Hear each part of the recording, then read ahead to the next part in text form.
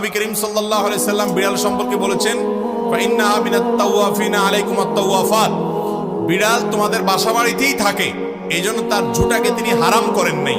বিড়াল যদি কোনো কিছুতে মুখ দেয়, তাহলে কুকুর মুখ দিলে যেরকম হারাম হয়ে যায়, নাপাক হয়ে যায়, বিড়াল যদি মুখ দেয়, বিড়ালের ঝুঁটা কি হয় না, নাপাক হয় না।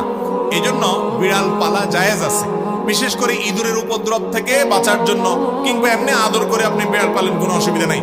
আপনারা সবাই জানেন একজন সাহাবী ছিলেন, নাম হলো আবু হুরায়রা, নাম শুনছেন না, রাদিয়াল্লাহু তাআলা আনহু। ওনার নাম কিন্তু আসলে আবু হুরায়রা ছিল না, ওনার নাম ছিল প্রসিদ্ধ মত অনুযায়ী আব্দুর রহমান। আরো অনেকগুলো মত আছে ওনার নাম নিয়ে, কিন্তু ওনার নাম পরে আবু হুরায়রা উঠে গেছে। কিভাবে? ওনার একটা বিড়াল ছিল, জামার হাতার ভিতরে এই বিড়াল ভরে অনেক সময় মসজিদে নিয়ে আসতেন। তো একবার নবী করিম সাল্লাল্লাহু আলাইহি ওয়াসাল্লাম তার বিড়াল দেখে, তার সবসময় তার সাথে সাথে বিড়ালটা থাকে, এটা দেখে তাকে বললেন, ও বিড়ালের বাপ। আবু হুরায়রা মানে বিড়ালের বাপ। এরপর থেকে ওনার নাম হয়ে গেছে কি, বিড়ালের বাপ। আসলে কি তিনি বিড়ালের বাপ ছিলেন?